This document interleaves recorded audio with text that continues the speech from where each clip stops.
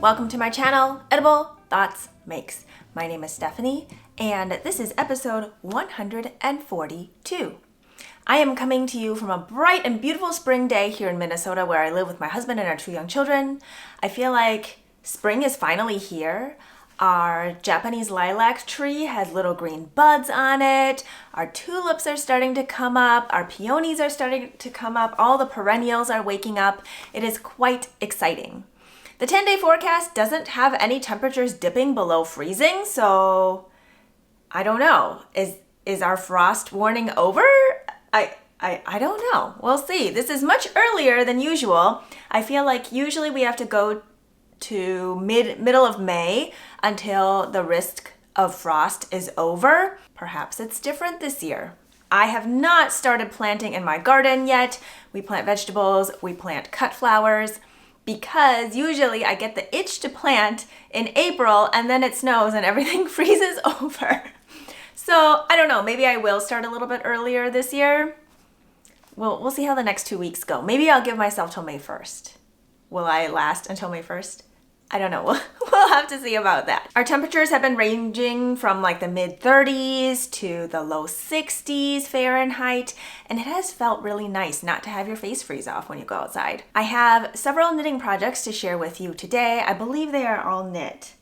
No sewing or crochet today, and I do have 3 books to talk about at the end. If you are new here, the way I usually organize my videos is we have a welcome intro section, and then I go into what I am wearing, which sometimes segues into the finished projects section, and then works in progress, and then eats and reads, where I share with you maybe some things that I've baked or cooked or new recipes or new cookbooks, or old ones. And then some books that I am either currently reading or have recently finished. And then sometimes there is a food for thought section that may or may not be related to making, but generally it's a little more life related. Sometimes there's a little quote unquote homework. It is never mandatory. I do use Ravelry for my project pages that are knit or crocheted, so those will be linked in the description box below this video. I also links to makers, dyers, designers, things like that. I try to do it to their website if they have one. That way you can just find out all their socials and all the things that you might be interested in through their own website. If I speak faster or slower for your preferences, YouTube allows you to adjust the speed. And I also include closed captionings on all of my videos. You just click on that CC button. I think that is all I have to share in this intro section.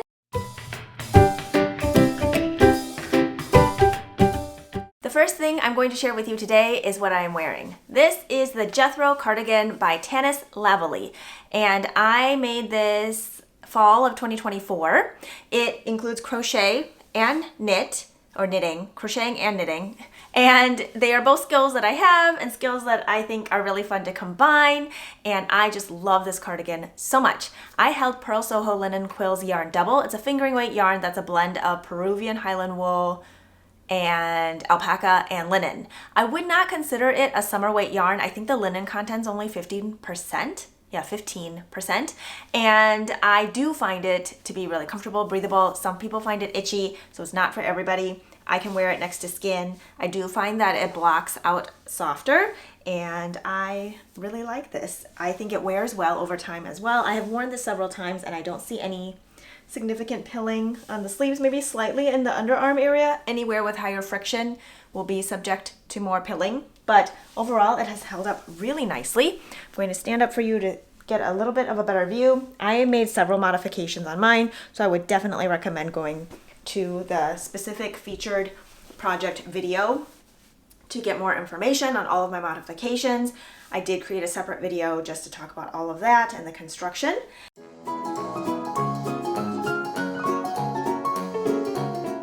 All of my squares are different, and I just had so much fun pulling all these colors together. All the yarn was remaining from previous projects. I did need to buy, I think, 1 extra or 2 more of this main color, which is raw sienna, because I did run out.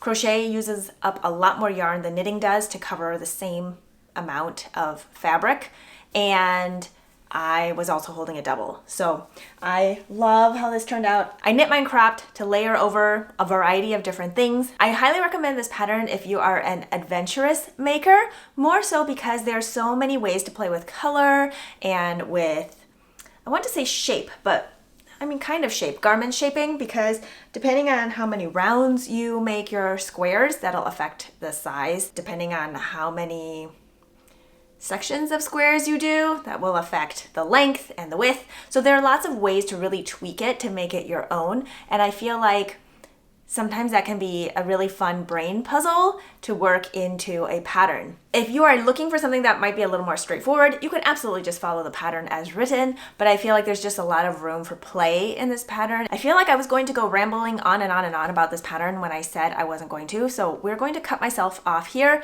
and move on. Again, go to the video if you want to learn more about this cardigan. I had a great time making it, and I have worn it quite a bit since I finished it. The finished project, I don't have it to share with you. I mean, I have it, but I'm not going to talk about it because I also made a featured finished project video for that specific project, and that is the Lume tee by Sari Nordland. It was my first time knitting a pattern by Sari Nordland. I talk all about it in that video. I share my modifications, and I share some snippets of me trying it on with different pieces that I already have to see what I thought about the feel of it and if I would wear it out like that. And so yes, check out that video. It's a little bit under 30 minutes and it goes over all the things.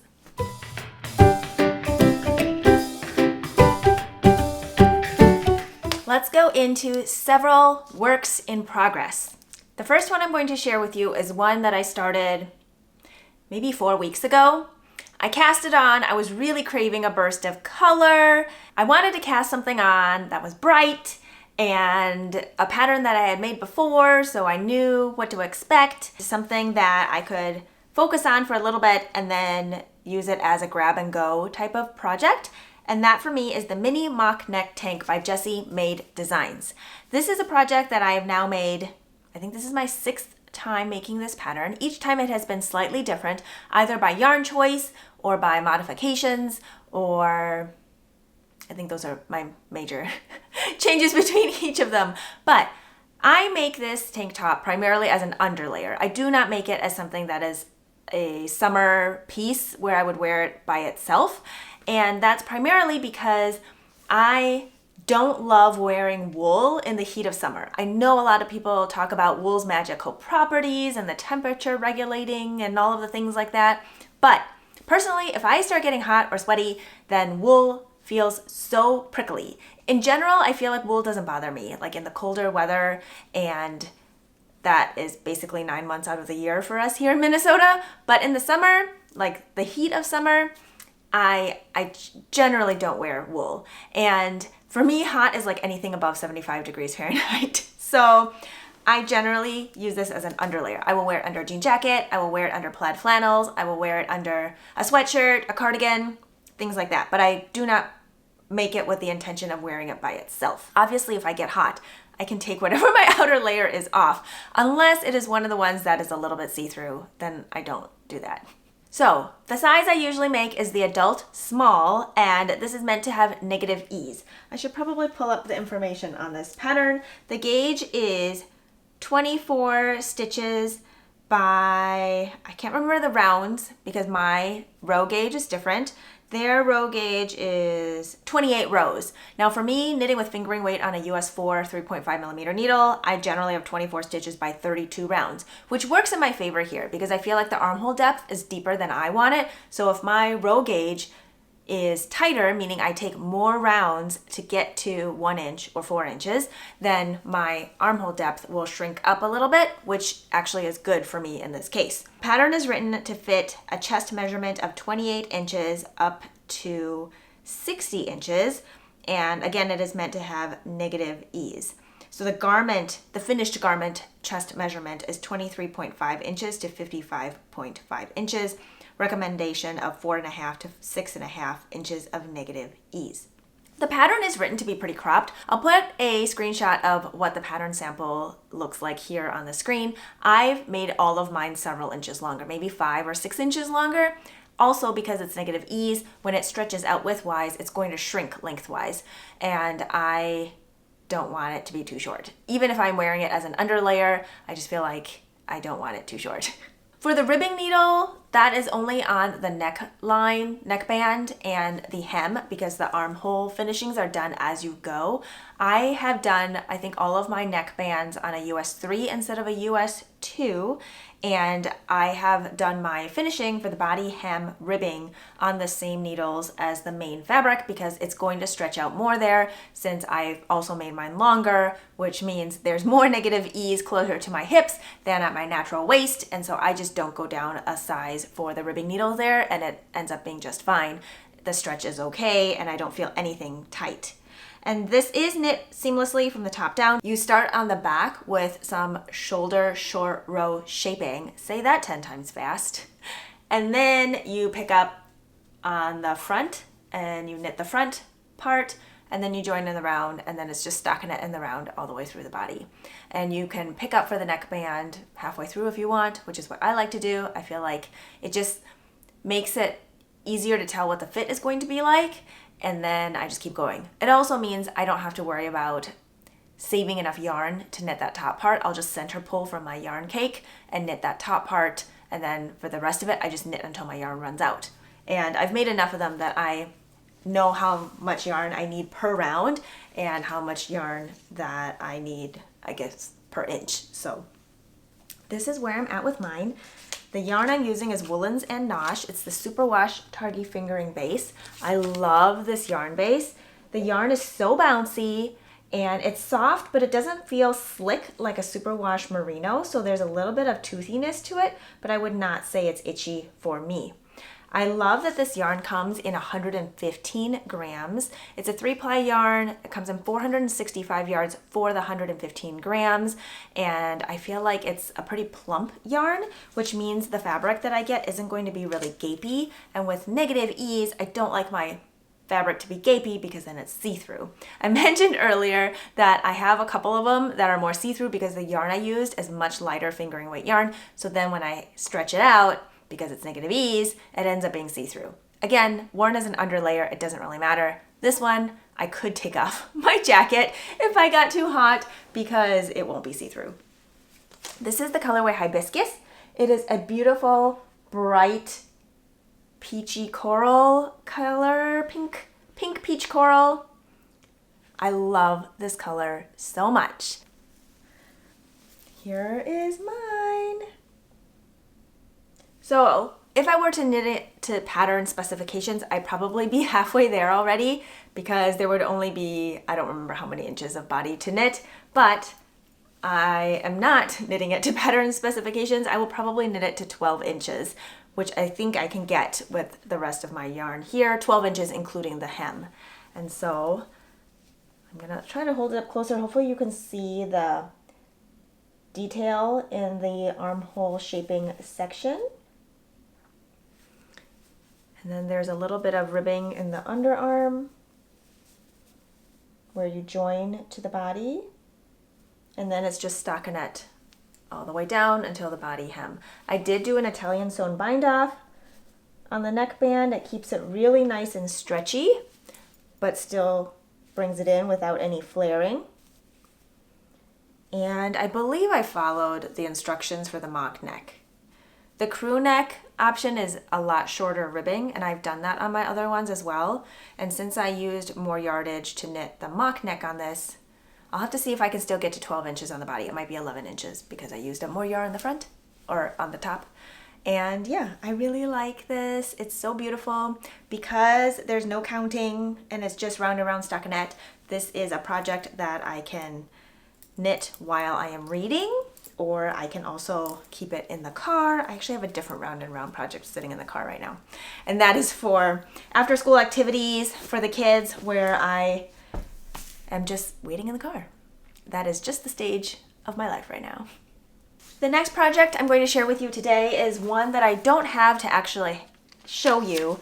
I will share with you a picture here on the screen, and that is because it's in kind of like a precarious state right now where I don't want to bother juggling with it or holding it up or worry about losing any needles or stitches or things like that. And that is the port jacket, and the designer is Haley of Ozetta, It is the first time that I am knitting an Ozetta pattern, and I am enjoying it. I feel like the instructions are clear. There are video tutorials that don't have any talking with it.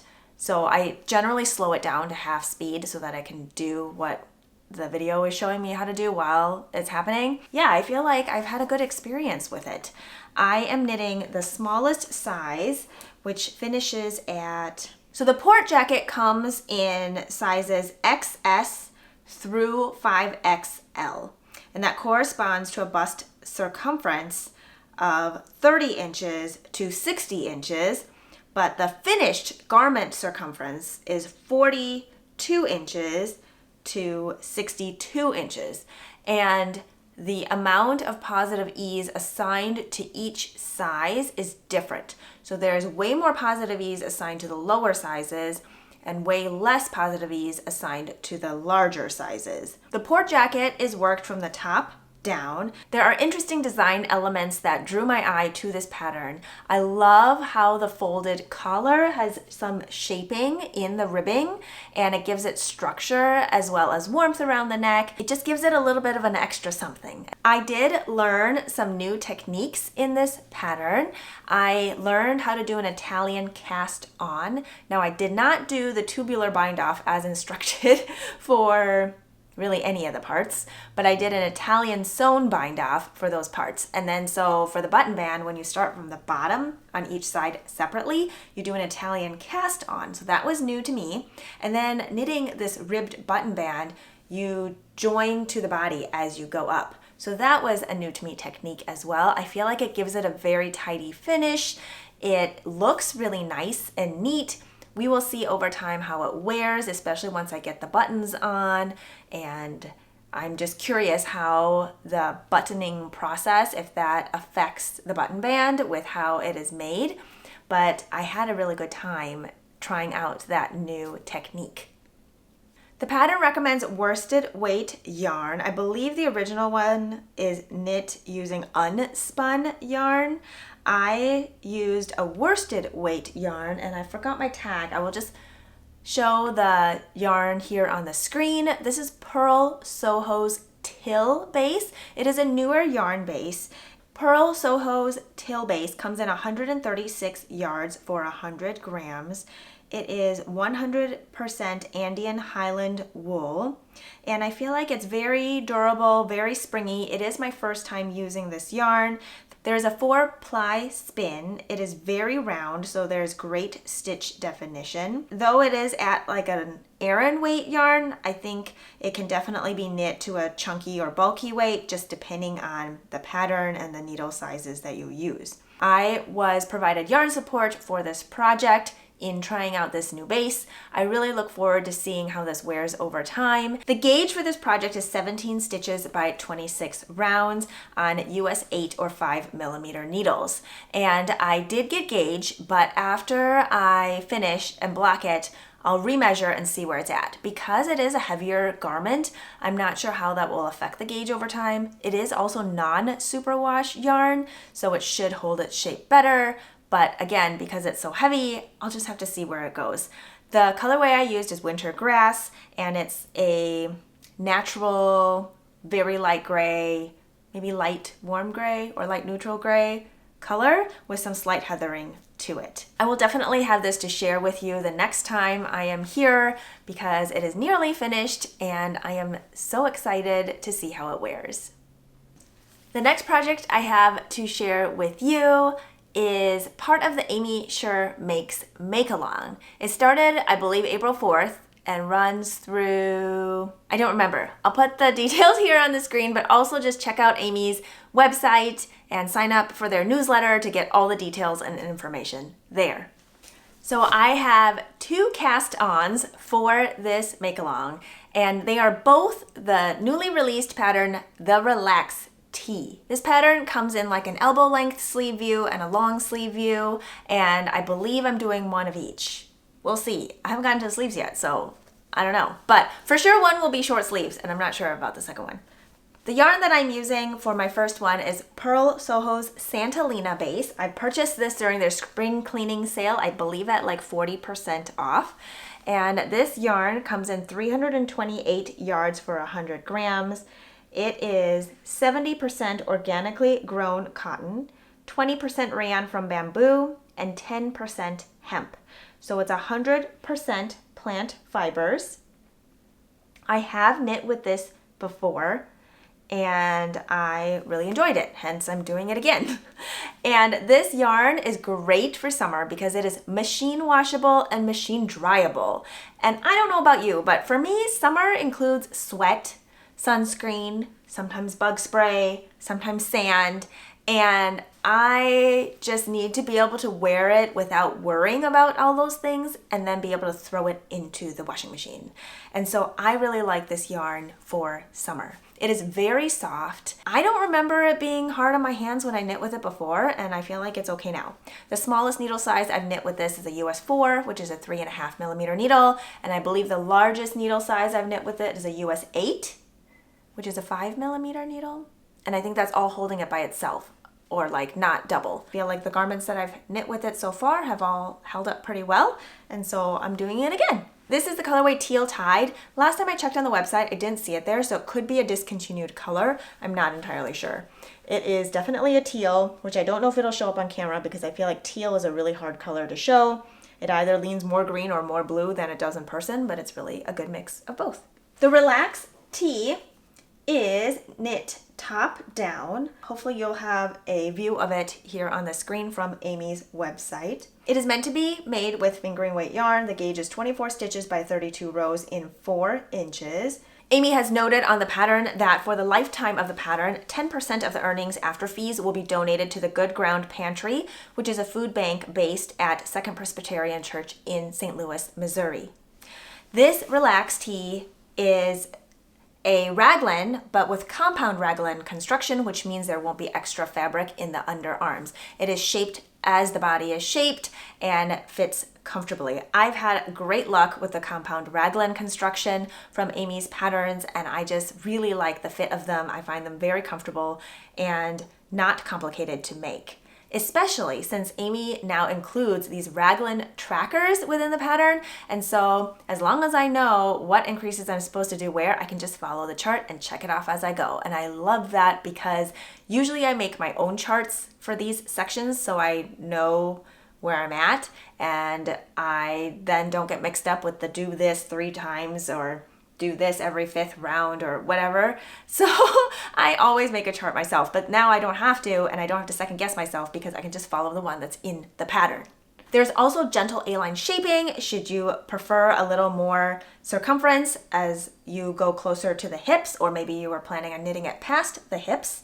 And then I really like the crew neck feature that you pick up afterwards to make. I feel like I used to prefer where I cast on the neckline just from the get-go and keep going. As I've made more and more sweaters, I have decided that I like it better when I pick it up afterwards because I can adjust it more. Something that I've noticed is depending on the yarn that I'm using and the fit that I'm going for, I may change my mind about the neckline later on. But if I start out with the neckline done already, I can't really change that as easily. And so leaving that for later or even part of the way through, I can make that, decide if I like it or not. If I don't like it, I can rip it out completely because there aren't any live stitches there that I have to worry about. It is the cast on edge. Here we are. I also like this kind of shaping where I'm working, where's the front? Where I'm working the shaping on the top flat.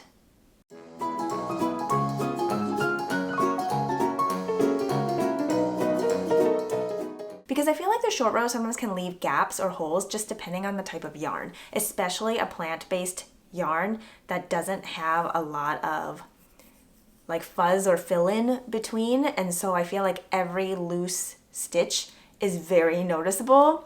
And when I am knitting flat instead of in the round and doing German short rows, I feel like it's just, the fabric just looks a little tighter.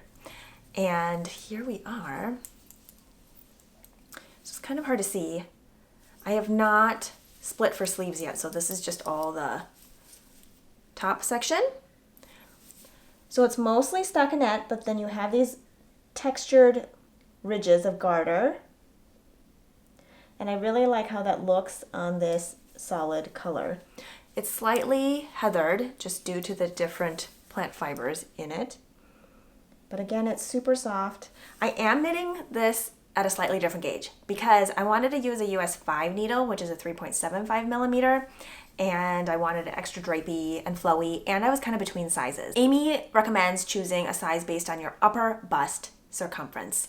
And I'm between sizes, and so I would rather err on slightly more positive ease than less positive ease, but I didn't necessarily want to go up to the next size, and so I just went up a needle size. And I like the fabric that I'm getting. It's not very gapey, and this is something that's going to be machine wash and dry, and so I know that it'll shrink up a little bit, and that's fine with me too. So I went up a needle size, but I'm knitting the smaller size, which is a size A, and I should still end up with some positive ease. So I'm very excited about this. Just plugging away at it. Oh, let me show you the progress keeper I have on here. This tea leaf progress keeper was gifted to me by Amy last year. So for my second relaxed tee, I am knitting the B size, and I'm okay with that because I'm okay with a little more ease. And this one, I have made 2 changes to it. So the first one is the yarn that I'm using is Pearl Soho Quartz, and this yarn I have just purchased at 25% off through their multiple sales over multiple years. And so I've collected a lot of single skeins of different colors for it with the anticipation of using it in different projects that are striped or color blocked. And I am so excited about this. The yarn is a fingering weight yarn. It is a Surrey alpaca and merino non-superwash yarn. I've made several different items with this yarn. I really like how it feels, and I find it really soft and super warm. Are you ready to see? Let me see, make sure I have the front here. Here we are. Okay, so for this one I have split for the sleeves. I just split, so I don't have much, I think maybe a round or 2 past the sleeve split here. And I'm doing my color changes with each purl ridge section, except I'm also doing my purl ridges a little different. So I'm only doing 1 purl ridge instead of the garter texture, just because I like how it looks.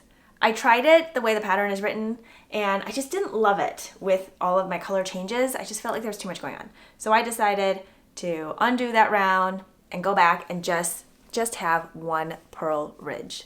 So I knit the color change, or the next color, first in a knit round, and then I do the purl round, and then I continue with the knits. I love how this looks. So I'm going to be knitting all different colors throughout the body, and then the sleeves will just mimic the different colors in the body. I am so excited about this. So the colors I have so far are Hydrangea Blossom, which is this periwinkle blue color. And then we go into Aquamarine Blue, which is a heathered tealy blue with a little bit of purple in it. And then the next color is Wild Orchid, which is this pinky purple color. And then the 4th color is Pink Guava, which is a vibrant peachy pink color. And I have played around with my different color sequence options. I'll show you my bag of yarn in here. But I have not fully committed on what is going where and when. I keep changing my mind. So I have an idea of doing like these 2 greens next. Maybe, I don't know. And then maybe I'm going to go into this light pink and orange. I'm not sure. Maybe I don't want the orange. Maybe I want this like rosy color instead. Or maybe I don't want to do that. Maybe I want to go into this like lavender color and then go to purple.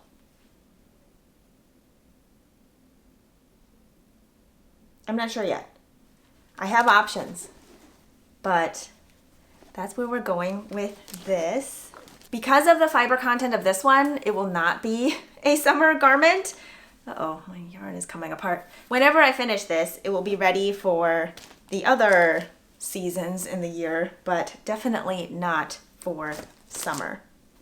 So I'm really excited about that one. I love how the fabric is feeling. I love how the colors are playing together. And so you will see more of that one as we go. I forgot to share with you the super cute progress keeper on this one. Amy had just sent me this as a gift when I placed an order for some other yarn in her online shop. This is so cute. They are macaron cookies. I love them. I feel like the tricolor of it just had to go on this garment that has a lot of different colors. But it's so cute. I will also just say that I am under no obligation to share anything from Amy. Amy and I are friends, and I love being able to support them in their creative endeavors and share with you the goodies that they carry in their online shop. I have tested several patterns for Amy, and I have made, I think 20, while counting these two, 22 projects, or I have 22 projects on my Ravelry log of projects from patterns that are Amy's. That was a very meandering sentence. Hopefully that made some sense to you. I really enjoy knitting Amy's patterns.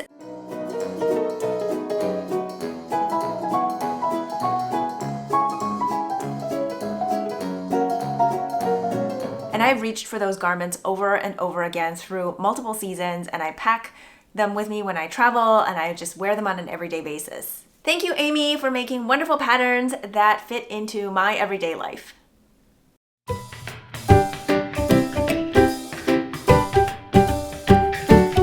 We have made it to the Eats and Reads section.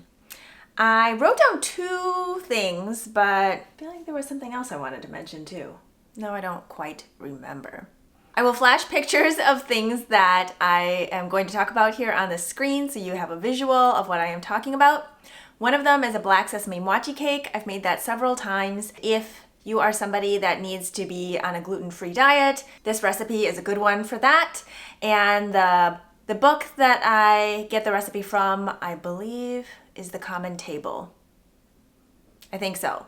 I will have that written in the description box below this video. The other one I wanted to mention are chocolate-covered sun butter egg candies. They're not really eggs. I mean, they're supposed to be shaped like eggs, but they don't have any eggs in them.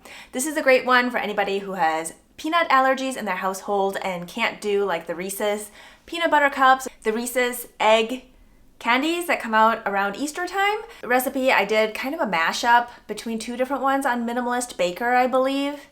I think that's what I followed. I can't quite remember. I use the unsweetened sun butter, the creamy kind, and nutritional yeast, and I can't remember if there's salt in it or not. And then the chocolate chips are a semi-sweet chocolate chip that is melted down with a little bit of avocado oil or coconut oil so that it's a little bit thinner. You can add more oil if you want it more thin, but then it will be softer once it hardens. Basically, the sun butter and the powdered sugar become this dough consistency, and you can shape it into an egg shape, shape it into a bunny, whatever you want.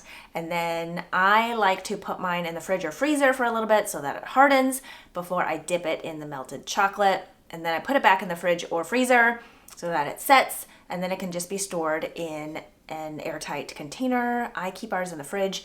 They usually don't last more than a couple of days, depending on how many you make.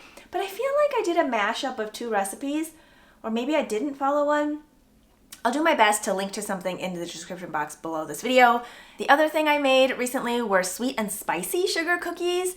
Now, I have a sugar cookie recipe that I use, but I had it printed out years ago, and I don't remember if who it's by is on the printout or not. If it is, it'll be linked in the description box. If not, I'm sorry. I did add some of the Spice Islands sweet and spicy seasoning to it. I did not measure anything, I just dumped it in, and it's so good. If you like things a little sweet and spicy, it really kicks up the sugar cookie a notch. It just takes it to a different level. Now, if you like your sugar cookies untampered, then maybe don't do that. But if you want to try something a little bit different, I recommend. I really liked them. All right, on to books. I have 3 books to talk to you about. I will put the cover of the book here on the screen so you can follow along, and maybe it's a book you don't want to hear anything about, or you're about to read it and you want to go in knowing nothing, then you can just scroll on forward until you see the image of the next book pop up, because I usually keep the cover on for the entirety of the book that I'm talking about. We are going to start with The Last Blood Carver by Vanessa Lay. This is a 384-page book published March 2024, debut author. This is a young adult fantasy, romance, Vietnamese diaspora, Southeast Asian fantasy. There are sensitive topics in the book, so I recommend looking up any of that sensitive content before you read it. We have healing magic, found family and friends, a murder mystery. I feel like the ending was a little surprising for something labeled as young adult. It has the trope of rivals to lovers. Your main characters are 18 years old. It's adventurous, medium-paced. I liked the character development. There is a second book. I believe it's already out. It came out March 2025, and my library doesn't have it, but I have requested the title. I feel like the ending was surprising because it was sad, and usually young adult novels I feel like don't have a super sad ending. I don't know. I don't want to give anything away, so that's as far as I'm going to say. But I did enjoy the read, and I do look forward to reading the second book. That is The Last Blood Carver. I just realized all 3 books I'm talking about today are duologies. The second book I want to mention is The Courting of Bristol Keats, book 1 of a duology by Mary E. Pearson. This is a 547-page book published in November of 2024. It is her debut adult novel. Not her first book, but her first adult one. This is adult fantasy romance, dark secrets, dangerous fae. We have the main characters in their 20s. It is an enemies to lovers, slow burn romance. We have found family, reluctant allies, fae royalty, themes of sisterhood. There's portal magic. I liked the world building. The ending was unexpected and not necessarily in a good way for me. I felt like it just kind of ended mid-page and was like, that's it. I don't know. I didn't love the ending. If you've read it, maybe you know, but don't spoil it for anybody in the comments. The second book isn't coming out until I think November 2025. This book felt slightly unpolished to me. I felt like it jumped around a bunch. We switched points of view, which I don't mind a dual POV book, but I didn't feel like the switches were always very clear. Like I had to really reread a couple of sentences before I realized, oh, we switched points of view. I feel like some books will alternate every other chapter, and the chapter might have a subheading of that character, whoever is going to be leading that chapter, but this one I don't believe did that, and it just felt a little disjointed for me sometimes. I did enjoy the read though. I do plan on reading the second one, so we'll see where this goes. That is The Courting of Bristol Keats.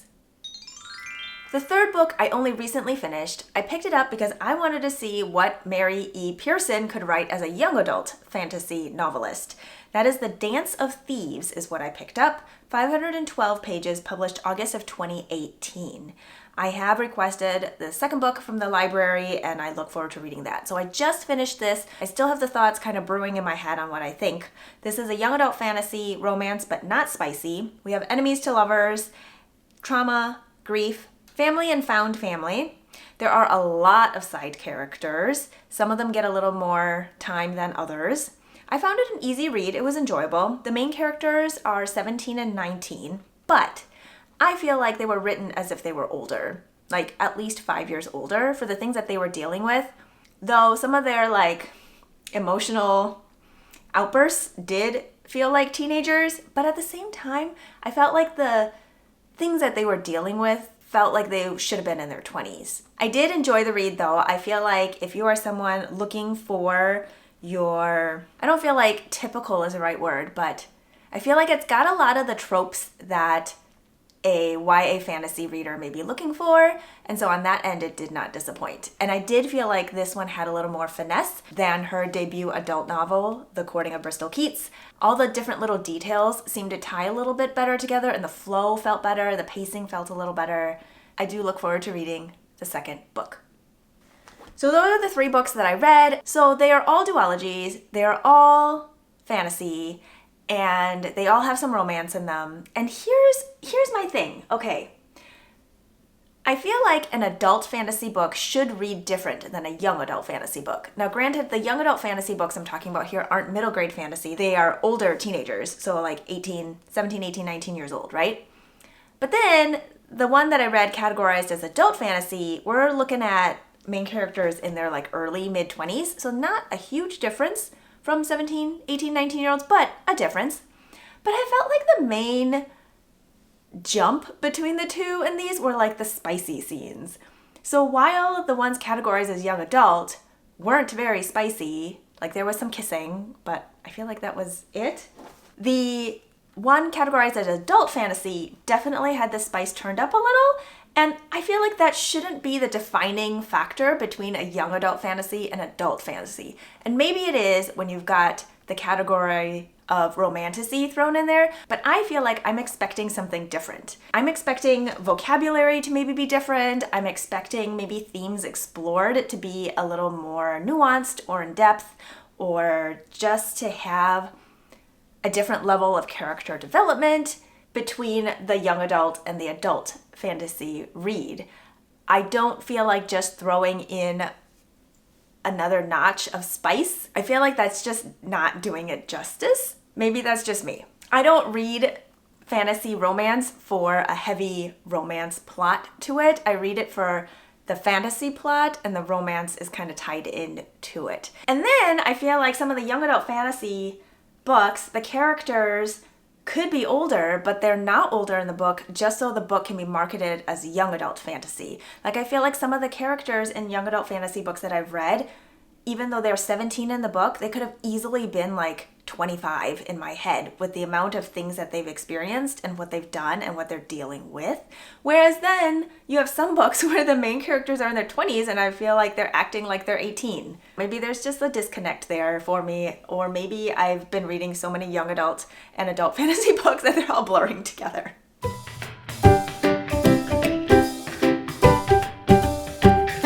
Okay, food for thought. Totally different topic here. I want to know if you are someone that follows recipes like to the letter, or are you okay with kind of subbing things in and out? Are you okay with leaving things out, adding other things? What's your jam? Do you do a little bit of both? Does it depend if it's a new recipe or one that's tried and true, whether or not you add something or don't add something? I tend to be in the camp of not following a recipe to the letter, because when I am grocery shopping, I'm not necessarily shopping for a specific recipe, but rather I am shopping for my like basics. But if I have specific recipes that I want to make that week, I will double check to make sure that I get what I need to get that might not normally be in my fridge or pantry. And then I just kind of mix and match and sub as I go, because that's how I cook. Baking, I am definitely more specific about, but I will add in spices or things that won't affect the chemistry of the bake. But in cooking, anything is fair game. I will try lots of different things in cooking. How about you? If you would like to share, drop your comment in the comments section below here. I usually also put a thumbnail on my Instagram if people don't want to share on YouTube. And if you don't feel like sharing at all, that's totally okay. Just something that I was thinking about, because I definitely know people that stick to the recipe, like exactly to the recipe, and they cannot make it if they don't have a certain ingredient. Whereas me, I will make it anyway and then just kind of figure things out. But okay, I think that is everything that I have to share with you today. Thank you so much for spending some time with me. I hope you are doing well, taking care of yourselves, your loved ones, and your neighbors. Cheers to being creative, and I will talk to you next time. Bye.